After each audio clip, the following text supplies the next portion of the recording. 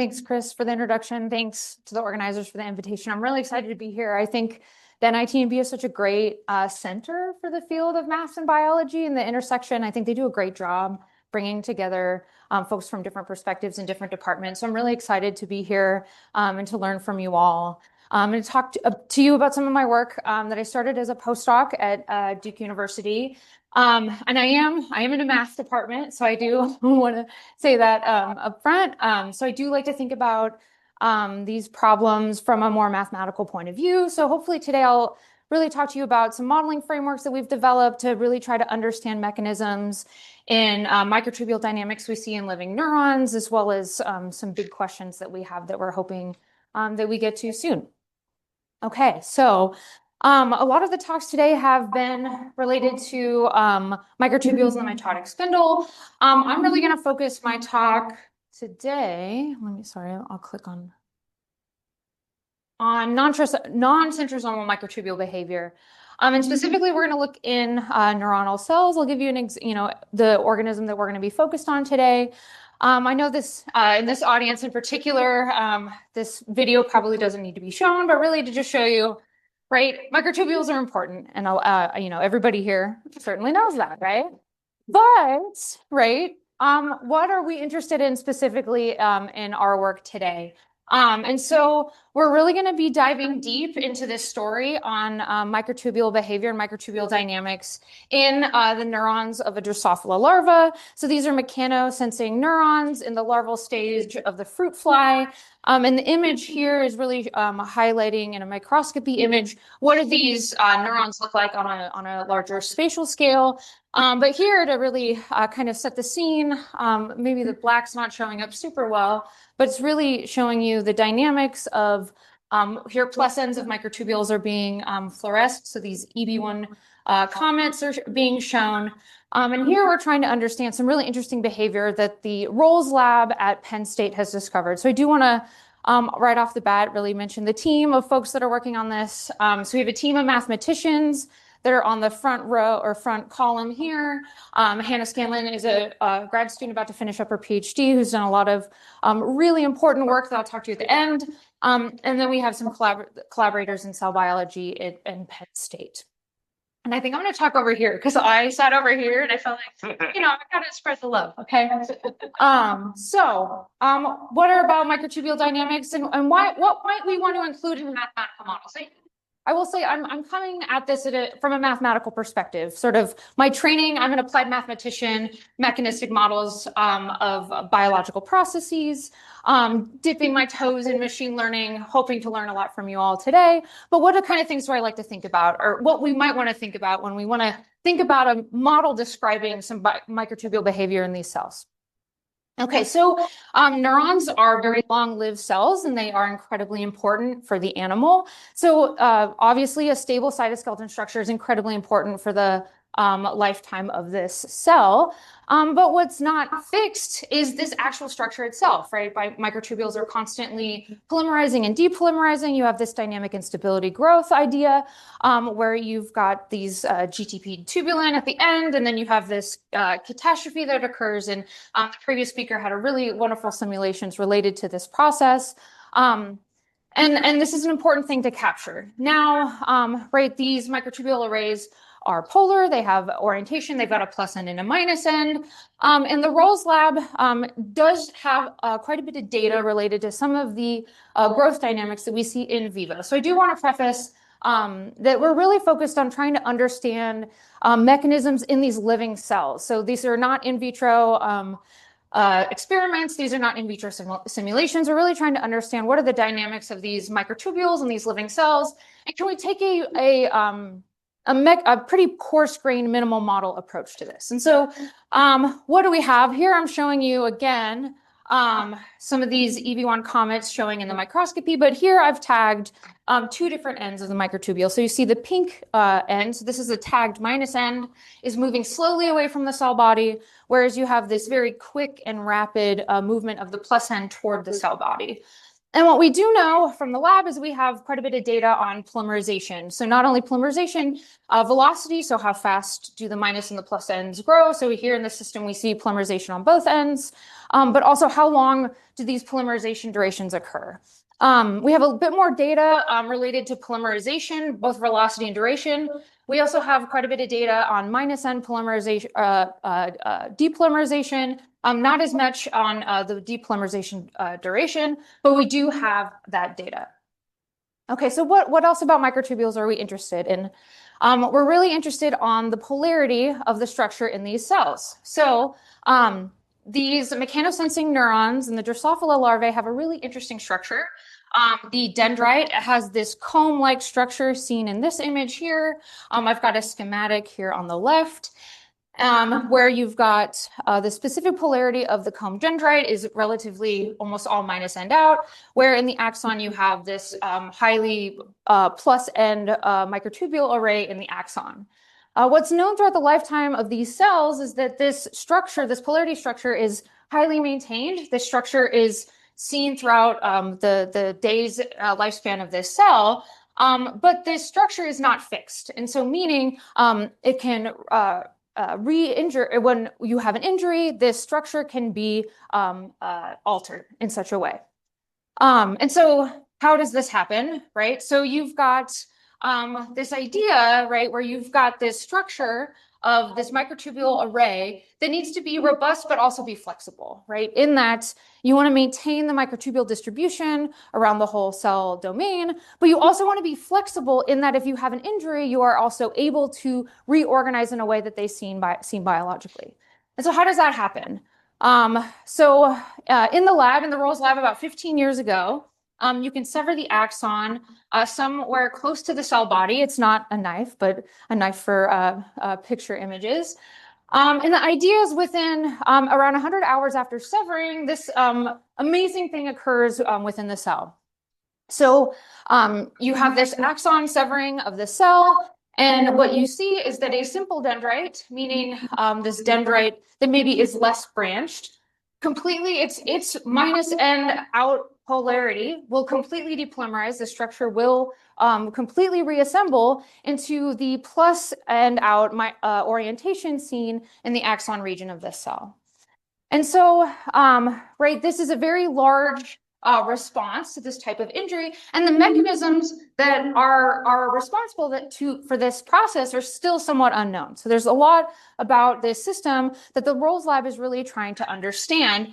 How does the cell go through this very large change, given the fact that the structure is so robust throughout the healthy cell?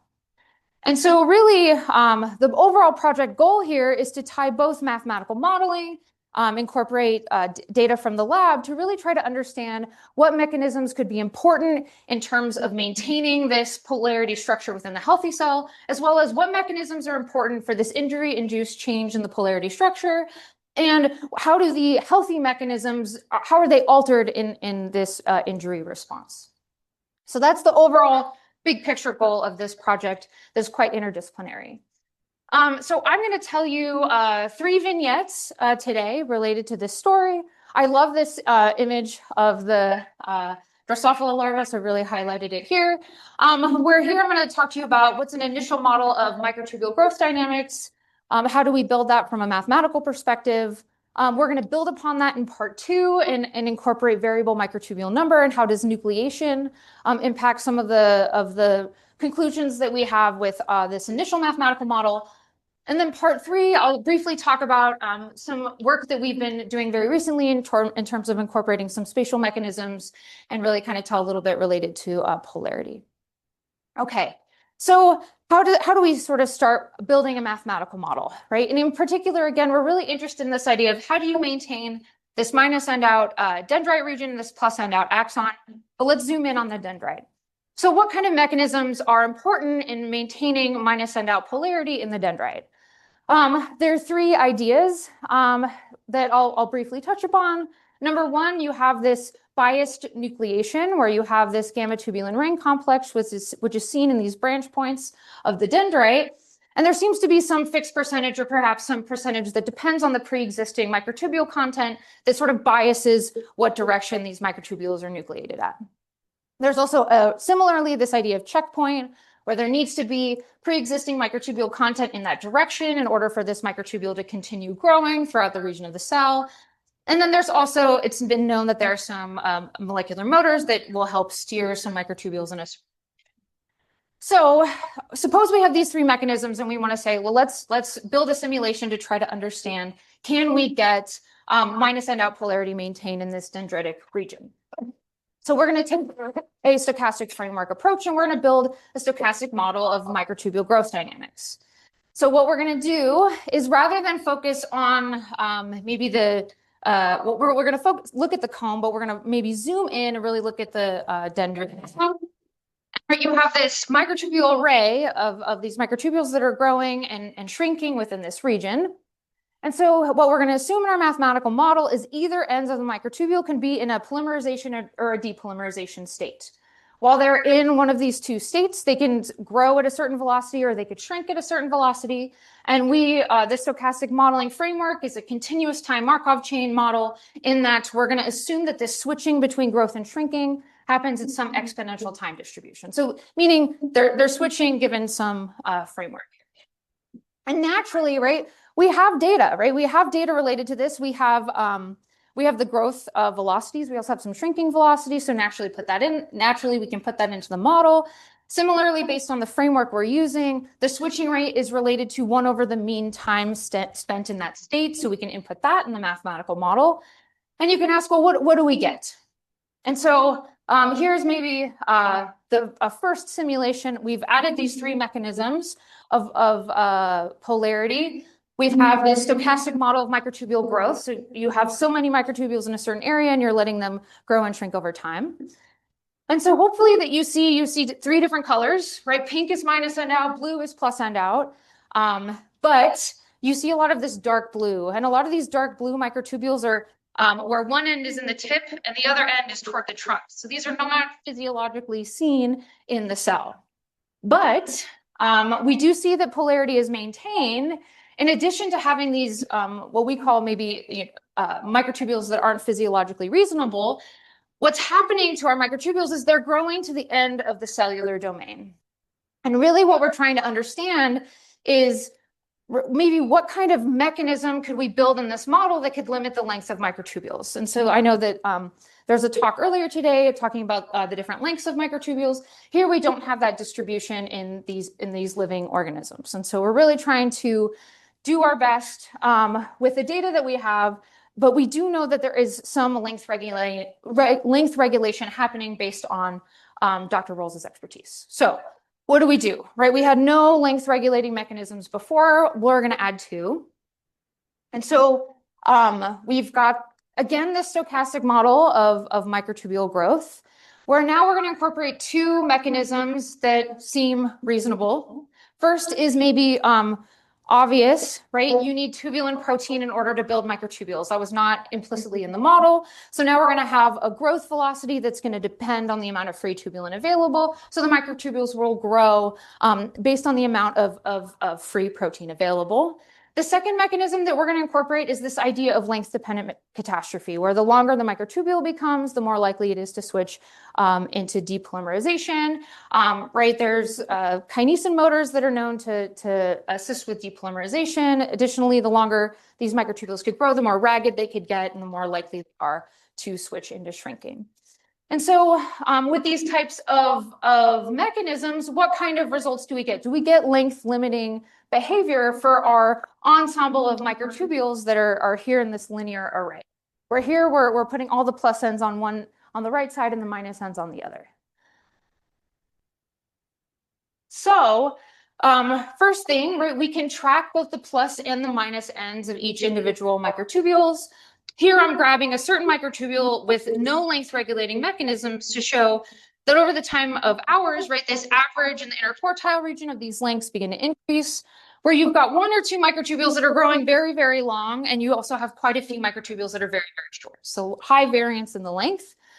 And now here what I'm showing you on the right is that if we have both mechanisms turned on, we have quite strong length regulation within the simulation, indicating that this length regulating mechanism is working. And then you're noticing, right, these microtubules, the difference between the plus and the minus n location is quite it's quite different than the no length regulating mechanism, in that we do see instances where these microtubules go to length 0, in that they're sort of disappearing into our simulation, then we reseed, meaning we're fixing the number of microtubules.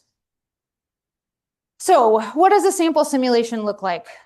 So like I said, we have an ensemble of microtubules that are in this linear domain, where we have the plus ends on the right side, the minus ends on the left, and they're growing and shrinking based on parameters in this stochastic model.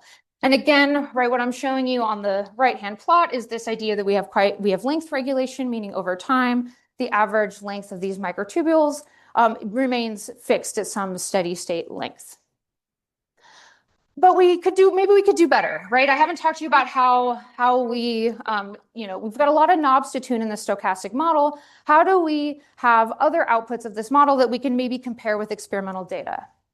So, right, I've shown you this before, right? We have some desired growth speeds. We also have desired growth durations and shrinking durations.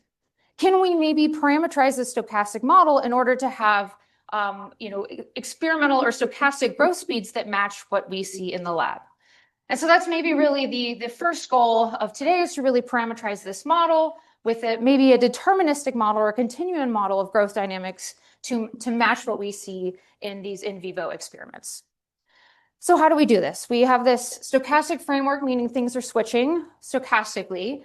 Now we can think, well, if we want to write down a continuum model of growth dynamics, we can maybe think of 4 things we care about. 1, we might be interested in the idea of our switching states, meaning we can track microtubules that are in polymerization state or in a depolymerization state, in which we assume that the total number of microtubules within this domain is fixed, right? So we're able to reduce the variables. We also are going to incorporate this length-dependent catastrophe mechanism, as seen in the switch rate here, from switching from depolymerization to polymerization.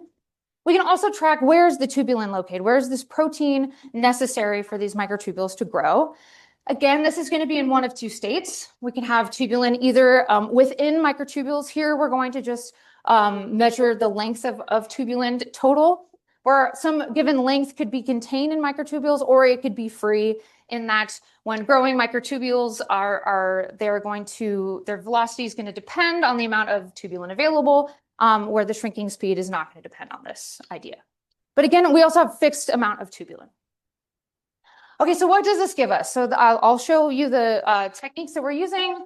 The details of this slide are not going to be important, but mainly we can write an ordinary differential equation, meaning we can track how things change with time, where you can say, how does the population of growing microtubules, the growth states change over time? They can either increase through rescue or decrease through catastrophe. And then similarly, how do you increase the amount of tubulin in these microtubules, right? You can have a polymerization term or a depolymerization term. But really the idea is we want to be able to use this framework to set parameters in our stochastic model in order to recapitulate some of the experimental results that we've seen from the Rolls lab. So what do we know? If I want to be explicit, what kind of parameters do we know from the lab? So some of the things that we have an idea of is the average growth speed is about 6 microns per minute. We have an idea about the maximum growth speed based on the top end of that speed histogram that I showed you. We also have an idea of shrinking speed and growth duration as well. But what do we know maybe from our mathematical model is that our model is going to give us some emergent growth velocity that's going to depend on this tubulin-dependent velocity that we've described in that mathematical model. It's also going to tell us and give us this idea of a steady state microtubule length. And again, the idea is that this is unknown in vivo in this system. Dr. Rolls has an idea that maybe it could be around 35 microns. So the idea would be to use this continuum model, try to set the steady state length to be 35 microns, and then also target some other experimental parameters like the average growth speed and the average shrinking speed to really see, can we recover what we see in the lab? And so the idea here really is we're going to use a steady state analysis of the ODE system.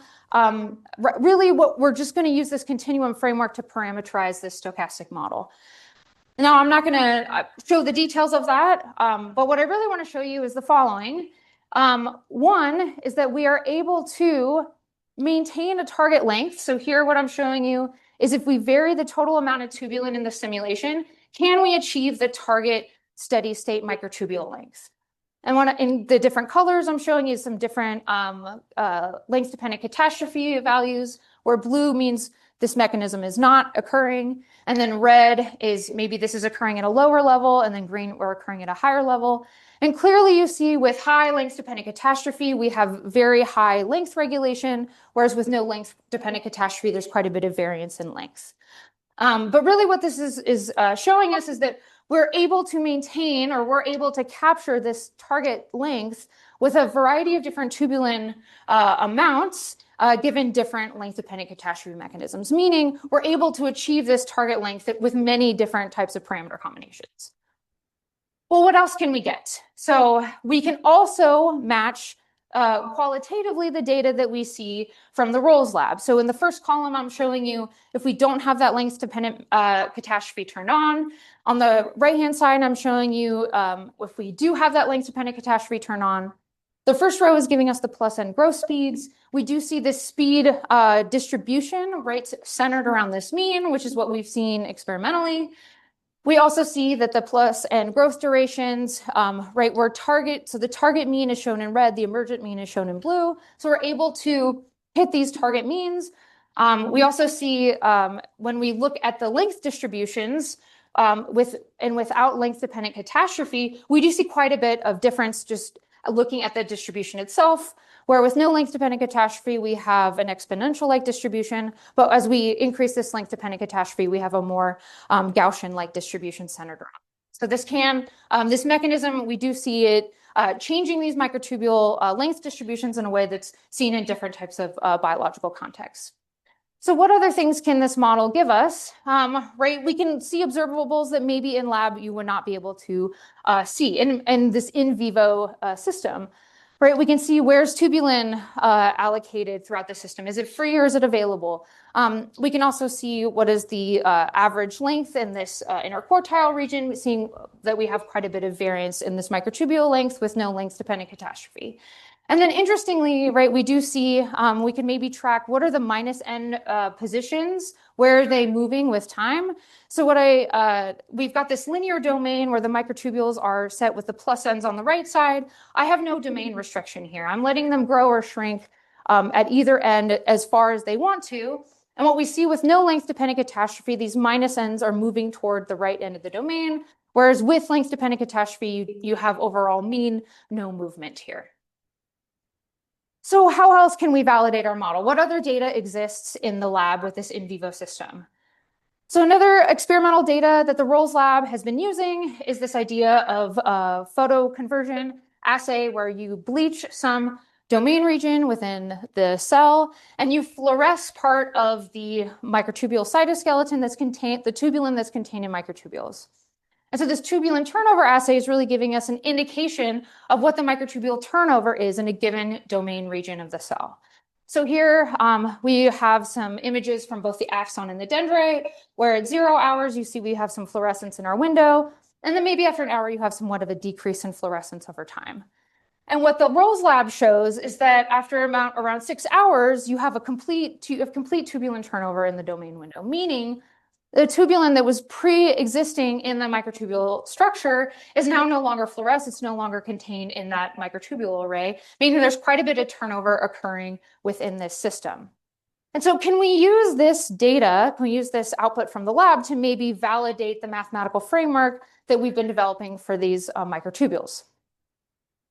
So we can, right, this is our goal, is to see this complete tubulin turnover. And what I didn't mention when I showed this sample simulation is that, again, we see these microtubules growing and shrinking. We can do just that. We can have this photo conversion window placed in the simulation, and we can track the quantity of fluoresced tubulin in that window. And so you can see after around 120 minutes, we have a complete decay of that fluorescence. And so what we can do is look at maybe if we titrate tubulin, meaning we increase tubulin from a low to high level, can we see what these fluorescence intensity curves do over time with and without length-dependent catastrophe? So the main takeaway here is that with no length-dependent catastrophe, we have a wide spread of this fluorescence intensity curve, whereas when you have length-dependent catastrophe, these fluorescence curves are quite regulated. But what's really exciting about this is that this could potentially be validated experimentally, where the Rolls lab is currently trying to at least attempt to fix the tubulin concentration within these cells. And so we'd be able to validate whether or not this length-dependent catastrophe mechanism is in these in vivo neurons, where we can maybe see this spread or no spread in this this fluorescence intensity curve. So here, right, we've incorporated some mechanisms that we care about. We're really trying to understand or trying to understand this polarity reversal, right, when in this global injury-induced change of the cytoskeleton structure.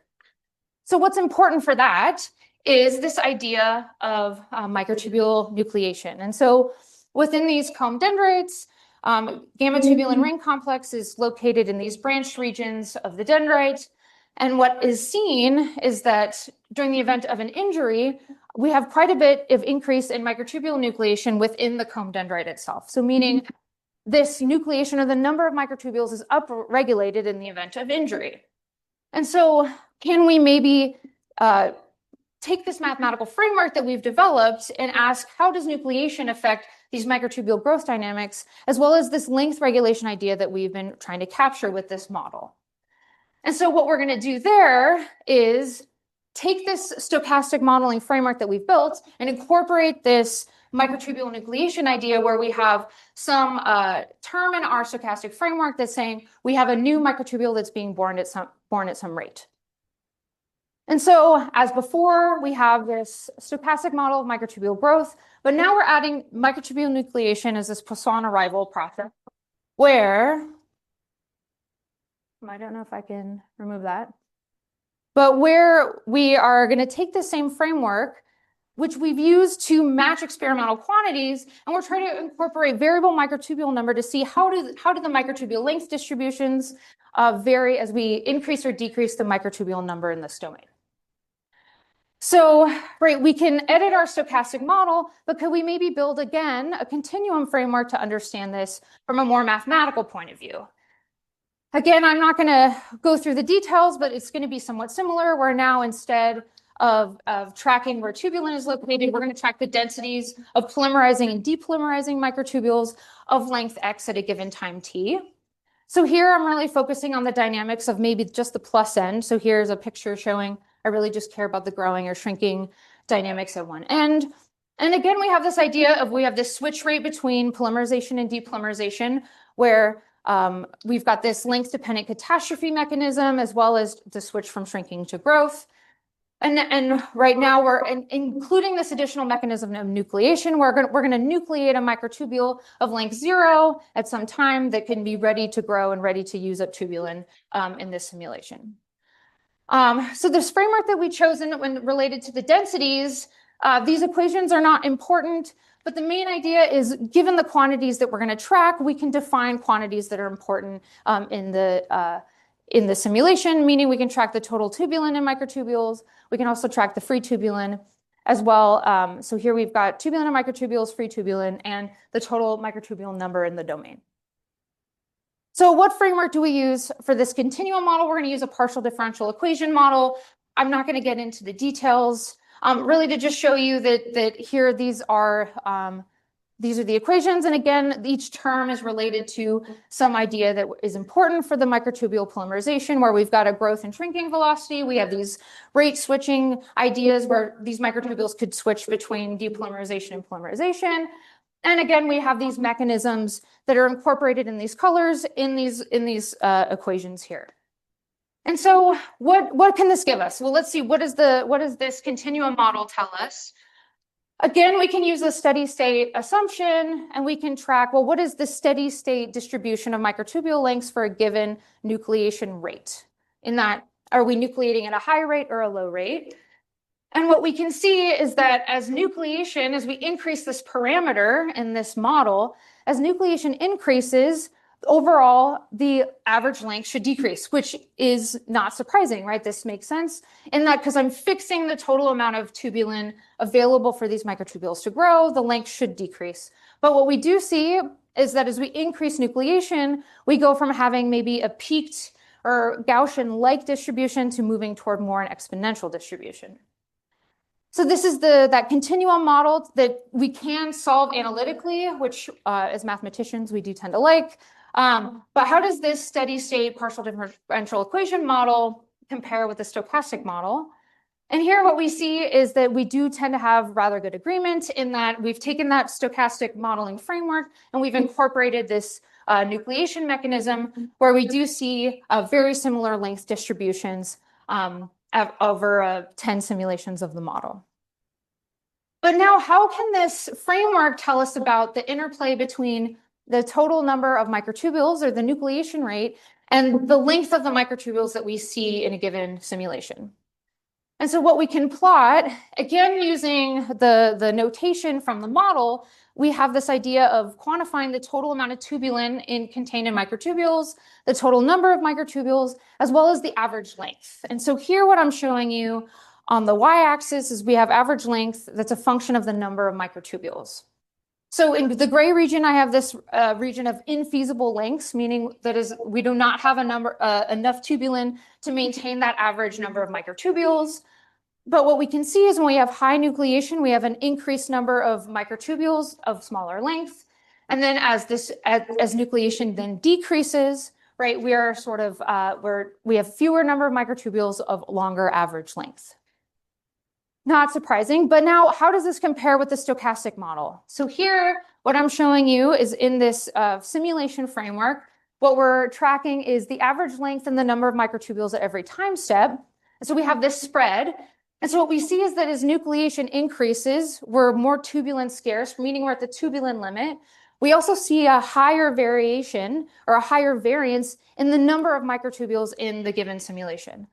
As we decrease this nucleation or decrease the number of microtubules that can be emerge in the simulation, we do see that decrease in the number of microtubules, but we have an increased variance in the length, which is maybe not surprising in that we saw something like this in the previous mathematical framework.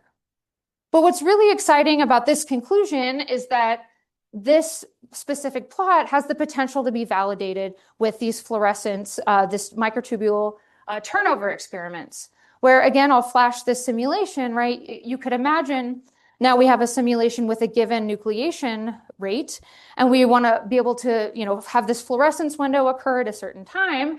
You can imagine that the fluorescence curves are going to decrease more slowly with longer lengths than with shorter lengths. And so this is something that the Rolls Lab is excited to potentially validate in that it is, at least from her perspective, easier to change the nucleation rate within a given cell. So in terms of the first two models, really the idea is we've developed this minimal modeling framework in order to recapitulate experimental results seen in this in vivo lab setting. And by incorporating important mechanisms that the Rolls Lab is currently investigating.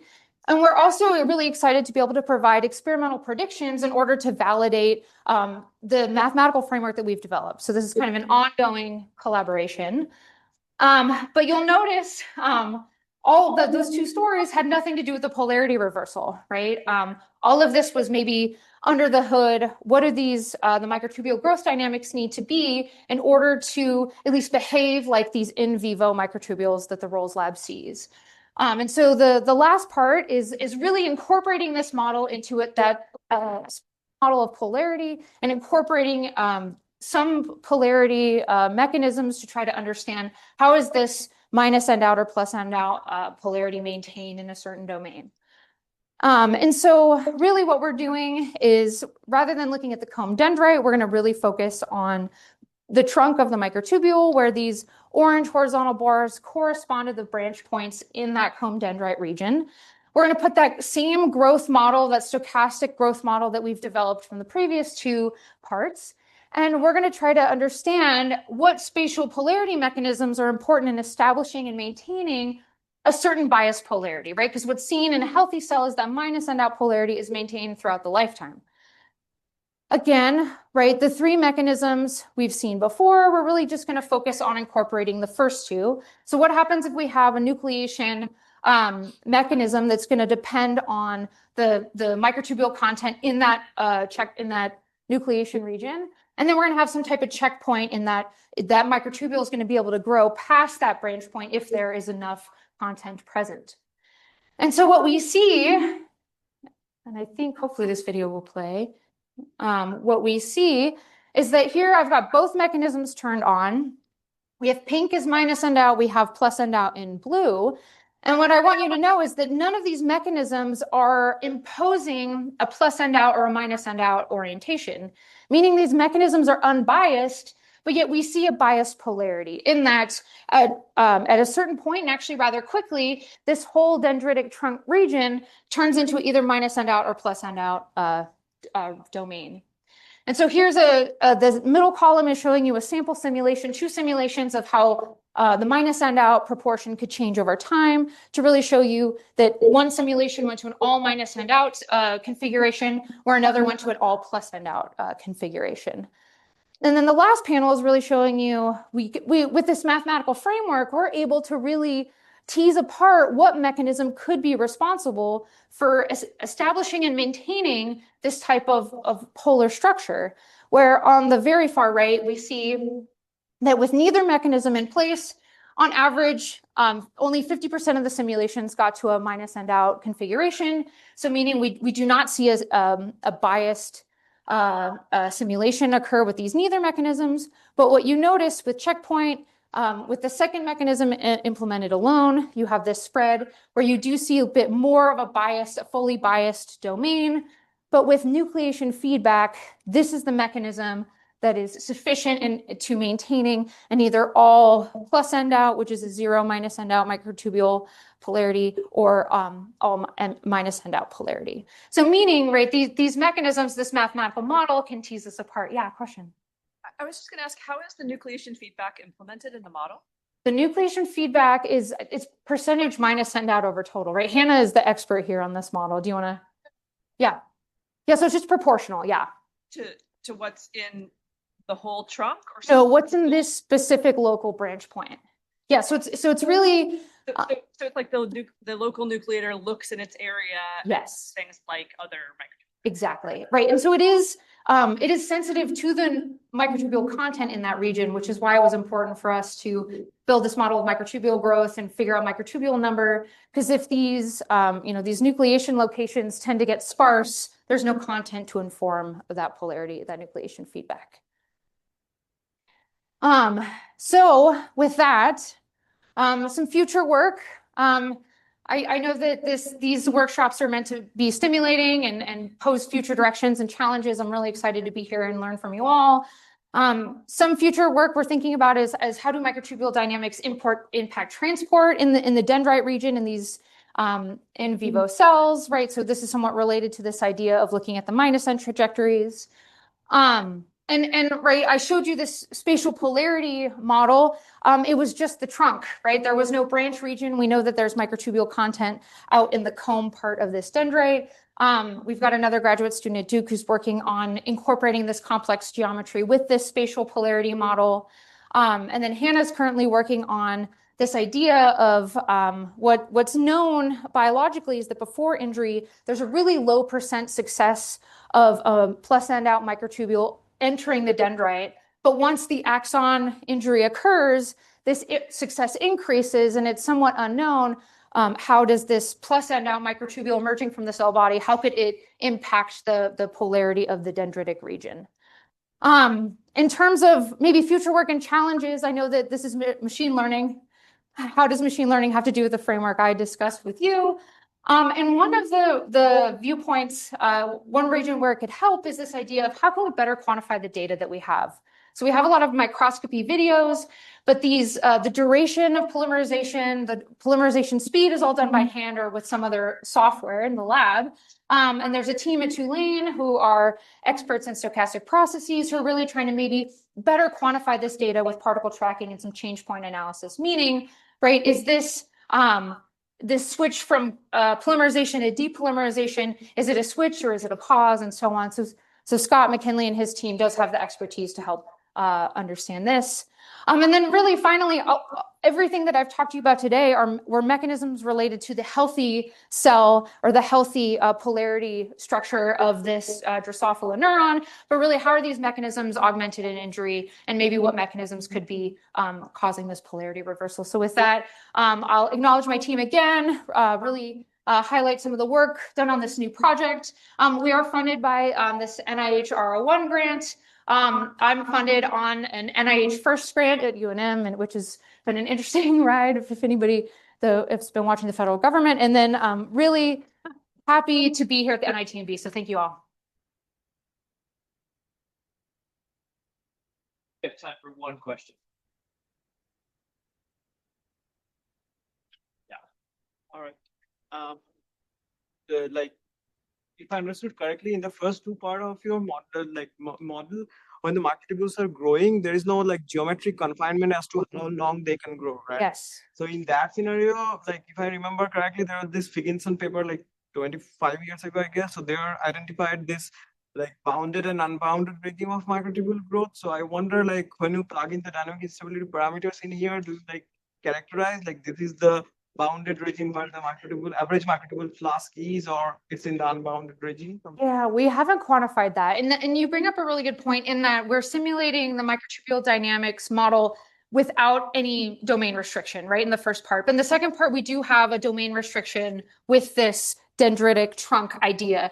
And yeah, the modeling choices of like what to do when a plus n meets the end of the boundary, yeah, it's certainly something that we've thought about. I think right now it just does not grow, but there's some literature that suggests it maybe could induce catastrophe and cause things to start depolymerizing. But no, we haven't quantified that idea yet. But I'd love to chat more and maybe do that. Oh yeah, I was just curious. Is there any evidence for against the idea that the microtubules may be moving to some extent? And if so, have you thought about incorporating that? That's a great question. Yeah, I mean, you imagine the cell, right, is very viscous. They could be just moving, and we have not thought about incorporating that. I'm sure that would. I mean, I think that'd be interesting. I have not heard from Melissa whether anything she thinks that they could just be moving within the axon or dendrite, but it's certainly plausible. Right now, we're just assuming it's polymerization or depolymerization that's invoking any type of movement. But yeah, great question. All right, let's thank Anna again.